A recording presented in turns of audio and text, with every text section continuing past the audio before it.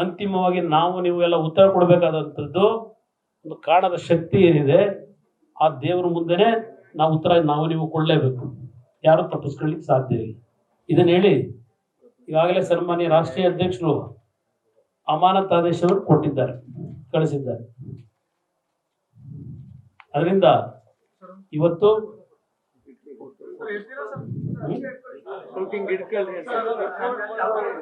ತತ್ಕ್ಷಣದಿಂದ ಜಾರಿಗೆ ಬರುವಂತೆ ಅಮಾನತುಗೊಳಿಸಿದ್ದಾರೆ.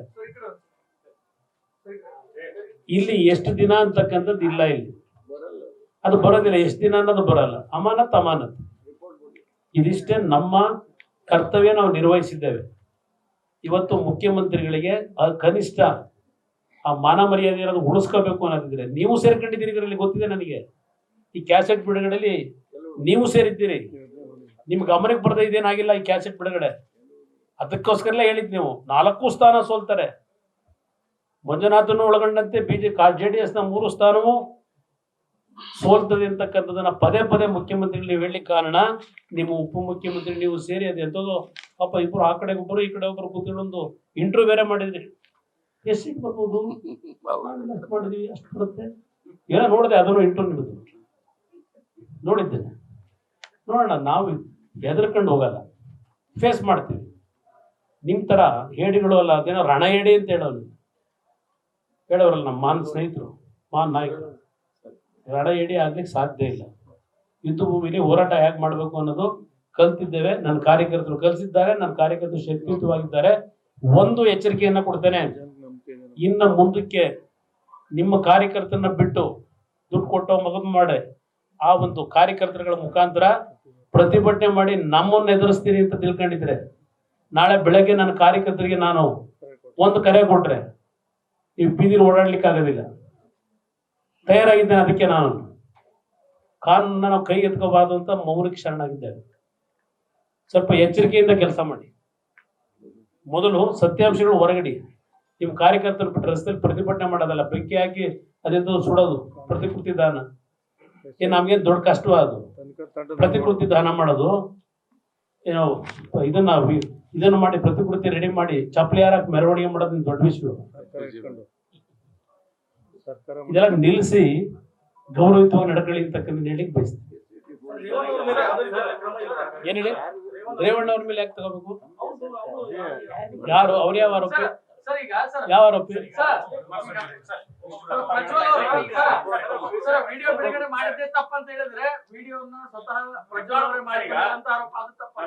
ಯಾವುದು ಯಾರು ಹೇಳಿರೋದು? ತನಿಖೆಯಿಂದ ಹೊರಗೆ ಬರಬೇಕದು. ಪ್ರಜ್ವಲ್ ಅವರು ತಪ್ಪು ಮಾಡಿದ್ದಾರೋ ಇನ್ಯಾರು ಮಾಡಿದ್ದಾರೆ ಅದು ತನಿಖೆಯಿಂದ ಹೊರಗೆ ಬರಬೇಕು. ಅಲ್ಲಿವರೆಗೂ ಅವರು ಆರೋಪಿ ಅಷ್ಟೇ. ಅವರು ಪ್ರಜ್ವಲ್ ಅವರು ತನಿಖೆ ಮಾಡ್ಲಿ ಅಂತ ರೆಕಾರ್ಡ್ ಮಾಡಿದಂತ ಮನಸ್ಥಿತಿ ಬಗ್ಗೆ ನೀವು ಕ್ರಮ ಆಗಬೇಕು. ತಪ್ಪು ಮಾಡಿದ್ರು ಒಂದು ನಿಮಿಷ ನಮ್ಮ ಕೇಳಿ. ಇವತ್ತು ಆ ವಿಕೃತಿ ಮನೋಭಾವದವರು ಈ ಭೂಮಿನಲ್ಲಿ ಅಂತವರು ಇದ್ದಾರೆ.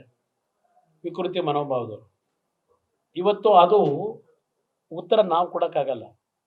ಭಗವಂತ ಅವನು ಸೃಷ್ಟಿ ಮಾಡಿ ಭೂಮಿ ಕಳಿಸಿದಾಗ ಒಬ್ಬೊಬ್ಬರದು ಒಂದೊಂದು ನೇಚರ್ ಇರ್ತದೆ.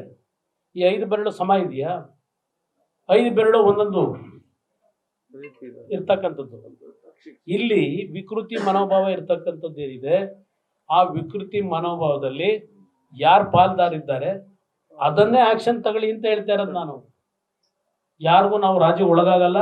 ಅಂತ ವಿಕೃತಿ ಮನೋಭಾವದವ್ರ ಬಗ್ಗೆ ಸರ್ಕಾರ ತೀರ್ಮಾನ ಮಾಡೋದಕ್ಕೆ ನನ್ನ ಅಬ್ಜೆಕ್ಷನ್ ಇಲ್ಲ, ಮಾಡಲೇಬೇಕು ನನ್ನ ಒತ್ತಡ. ಆದರೆ ಈ ಪ್ರಕರಣದಲ್ಲಿ ಸರ್ಕಾರ ನೇರವಾಗಿ ಪಾತ್ರ ಏನಿದೆ ಇದರಲ್ಲಿ ಆ ಅಡ್ವೊಕೇಟ್ ಹೇಳದಂತ ರೀತಿಯಲ್ಲಿ ಇಲ್ಲಿ ಡೆಪ್ಯೂಟಿ CM ಅಂತಕ್ಕಂಥದ್ದು ಬಂದುಬಿಟ್ಟಿದೆ. ಇಲ್ಲಿ ಪ್ರಜ್ವಲ್ದು ಅಂತಕ್ಕಂಥದ್ದು ನೀವೇ ತಂದಿದ್ದೀರಿ, ಅದರ ಮೇಲೆ ತನಿಖೆಗೆ ಆದೇಶ ಮಾಡಿದ್ದೀರಿ. ಅಲ್ಲಿ ಡೆಪ್ಯೂಟಿ CM ಅಂತಕ್ಕಂಥದ್ದು ನಾವ್ ಹೇಳ್ತಿಲ್ಲ, ಅಪಾದನೆ. ಒಬ್ಬ ವಕೀಲರು ಅವ್ರ ಪರವಾಗಿರ್ತಕ್ಕಂಥ ಯಾರು ಕಾರ್ತಿಕ್ ಇದ್ದಾನೆ, ಅವ್ರ ವಕೀಲರ ಹೇಳಿಕೆ ಇದು ಆಗಿದ್ರೆ ಅವ್ರ ಮೇಲೆ ತನಿಖೆ ಆಗ್ಬೇಕು ಬೇಡವೋ? ಇದು ನನ್ನ ಡಿಮ್ಯಾಂಡ್ ಇರ್ತಕ್ಕಂಥ.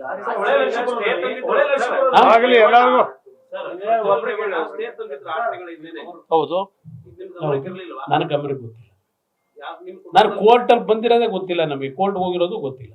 ಈಗ ನಮ್ಮ ಕುಟುಂಬ ಅಂದ್ರೆ ದಯವಿಟ್ಟು ಅರ್ಥ ಮಾಡ್ಕೊಳ್ಳಿ, ನೀವು ದೇವೇಗೌಡರ ಕುಟುಂಬ ಅಂದ್ರೆ ನಮ್ಮಲ್ಲಿ ಇರ್ತಕ್ಕಂಥವ್ರು ಎಲ್ಲಾರು ಒಂದೇ ಇದಕ್ಕೆ ಸೇರಿಸಬಾರ್ದು. ಒಂದೇ ನಿಮಿಷ, ನನ್ನ ಕುಟುಂಬ ಅಂದ್ರೆ ನಮ್ಮ ವ್ಯವಹಾರಗಳಿರ್ತಕ್ಕಂಥದ್ದು ಎಲ್ಲ ರೀತಿಯಲ್ಲಿ, ನಮ್ಮ ಪರ್ಸನಲ್ ವ್ಯವಹಾರಗಳು, ನನಗೆ, ನನ್ನ ಹೆಂಡತಿಗೆ, ನನ್ನ ಮಗನಿಗೆ, ನನ್ನ ಸೊಸೆಗೆ, ನನ್ನ ಮೊಮ್ಮಗನಿಗೆ ಅವ್ರ ವ್ಯವಹಾರ ಇರೋದು. ಅಲ್ಲಿ ಅವರು, ಅವ್ರ ಹೆಂಡತಿ, ಅವರಿಬ್ಬರು ಮಕ್ಕಳು ಅವ್ರಿಗೆ ಸೇರ್ಕೊಂಡಿರೋದು.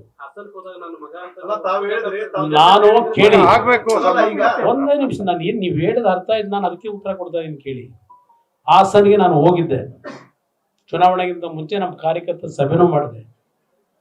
ಅಲ್ಲಿ ಚುನಾವಣೆಯಲ್ಲಿ ನನಗೆ ಬಂದಂಥದ್ದು, ಹಿರಿಯವರನ್ನ ಗೌರವಯುತವಾಗಿ ನಡ್ಕೊಳ್ಳಲ್ಲ, ಮಾತಾಡ್ಸಲ್ಲ, ಕೆಲವು ವಿಷಯದಲ್ಲಿ ಸ್ವಲ್ಪ ಚಿಕ್ಕ ವಯಸ್ಸು, ಆ ಹಿರಿಯರ ಜೊತೆ ಕಾರ್ಯಕರ್ತರ ಜೊತೆ ಸರಿಯಾದ ರೀತಿ ಅವನ ನಡವಳಿಕೆ ಇಲ್ಲ ಅಂತಕ್ಕಂಥದ್ದು ಬಂತು. ನನ್ನ ಈ ವಿಷಯಗಳು ಬರಲಿಲ್ಲ, ನನಗೆ ಈ ವಿಷಯಗಳು ಬಂದಿಲ್ಲ. ನಾನು ಅದಕ್ಕೆ ಹೇಳಿದ್ದಲ್ಲಿ, ನೀವು ಬೆಳೆಸಿರ್ತಕ್ಕಂಥ ನಿಮ್ಮ ಮನೆಯ ಮಕ್ಕಳು, ನಿಮ್ಮ ಕುಟುಂಬದಲ್ಲಿ ಯಾರಾದ್ರೂ ಮಕ್ಕಳು ತಪ್ಪದಾರಿಗೆ ಹೋದಾಗ ಅವ್ರನ್ನ ತಿತ್ಕೊಳ್ಳಿಕ್ಕೆ ಒಂದು ಅವಕಾಶ ಕೊಡ್ತೀರಿ. ಅದೇ ರೀತಿಯಲ್ಲಿ ಇವನು ಗುರು ಹಿರಿಯರಿಗೆ, ಪಕ್ಷದ ಕಾರ್ಯಕರ್ತರಿಗೆ ಸರಿಯಾದ ರೀತಿ ಗೌರವ ಕೊಟ್ಟಿಲ್ಲ ಅಂತಕ್ಕಂಥದ್ದೇನಿದೆ, ತಿತ್ಕೊಳ್ಳಿಕ್ಕೆ ಒಂದು ಅವಕಾಶ ಕೊಡಿ ಅಂತಕ್ಕಂಥ ಮನವಿ ಮಾಡಿದ್ದೇನೆ. ನಾನು ಅದರಿಂದ ಹಿಂದೆ ಸರಿಯಲ್ಲ, ಈಗಲೂ ಹೇಳ್ತೇನೆ. ಈಗ ನಮಗೇನು ಗಮನಕ್ಕೆ ಬಂದಿದೆ, ನನಗೆ ಜವಾಬ್ದಾರಿ ಇಲ್ಲ, ಅವರ ಮಗನ ವಿಷಯದಲ್ಲಿ ರೇವಣ್ಣನ ಜವಾಬ್ದಾರಿ ಇರೋದು, ನಂದಲ್ಲ. ಆದರೂ ಸಮಾಜದಲ್ಲಿ ಇವತ್ತು ಯಾರೇ ವ್ಯಕ್ತಿ ಇರಲಿ, ಈಗ ನಾನು ಯಾತಕ್ಕೆ ನನ್ನ ಮುಂದೆ ಯಾರೋ ಒಬ್ಬ ಕಾಮನ್ ಮ್ಯಾನ್, ನಾನು CM ಇದ್ದಾಗ 2006 ಬೆಳಗ್ಗೆ 6 ಗಂಟೆಗೆ ಬರ್ತಾನೆ, ಲಾಟ್ರಿ ವ್ಯಾಮೋಹಕ್ಕೆ ಒಳಗಾಗಿ ಮನೆ ಮಟ್ಟದಲ್ಲಿ ಇದ್ದಂಥ ಮನೆ ಆಸ್ತಿ ಕಳ್ಕೊಂಡು 2 ಲಕ್ಷ ಸಾಲ ಮಾಡ್ಕೊಂಡಿದ್ದೀನಿ, ನಾನು ಉಳಿಸಿ ಅಂತ ಬಂದ ಒಬ್ಬ. ಯಾತಕ್ಕೆ ರಾಜ್ಯದಲ್ಲಿ ಅವತ್ತು ನಾನು ಸಂಪೂರ್ಣವಾಗಿ ಲಾಟ್ರಿ ನಿಷೇಧ ಮಾಡಿದೆ?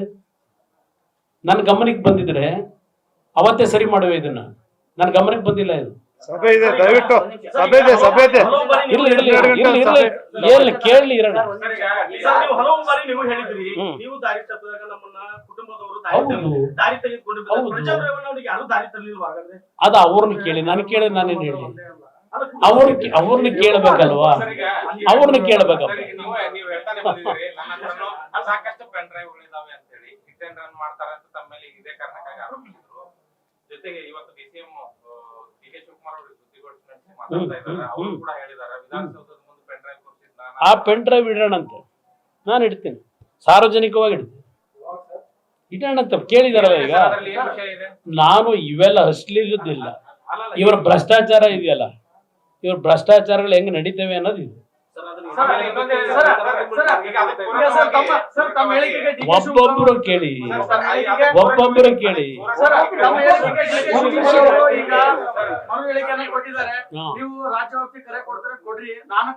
ಆಯ್ತು, ನೀವು ಜಾರ್ಕೊಳ್ತಾ ಇದೀರಿ, ನಮ್ಮ ಕುಟುಂಬ ಅಲ್ಲ ಅಂತ DK ಶಿವಕುಮಾರ್ ಅವರು ಹೇಳ್ತಾರೆ. ಅಯ್ಯರಾಮ, ಏನ್ ಜಾರ್ಕೊಂಡಿದೀನಿ? ಏನ್ ಜಾರ್ಕೊಂಡಿದ್ದೀನಿ? ನಾನು ಓಪನ್ ಆಗಿ ಹೇಳಿದ್ದೀನಲ್ಲ, ಆಕ್ಷನ್ ಚರ್ಚೆ ಮಾಡಕ್ಕೆ ಆಕ್ಷನ್ ತಗೊಂಡಿದೀವಲ್ಲ. ನಮ್ಮ ಕುಟುಂಬದ ಹೇಳಿಕೆ ಹೌದು, ಇವತ್ತು ಎಲ್ಲಿಯವರೆಗೆ ಮೆಜಾರಿಟಿ ಬಂದಿರಲ್ಲ, ಯಾವ ಒಂದು ಕುಟುಂಬದಲ್ಲಿ ತಂದೆ ತಾಯಿ ಇರ್ತಾರೆ, ಮೆಜಾರಿಟಿಗೆ ಬಂದಿಲ್ಲದೆ ಇರತಕ್ಕಂಥ ಮಕ್ಕಳು ಆ ತಂದೆ ತಾಯಿ ಕುಟುಂಬಕ್ಕೆ ಸೇರಿದವರು. ಮೆಜಾರಿಟಿ ಬಂದ ನಂತರ ಅದು ಅವರವ್ರ ಇಂಡಿಪೆಂಡೆಂಟ್ ಆಗಿರೋದು.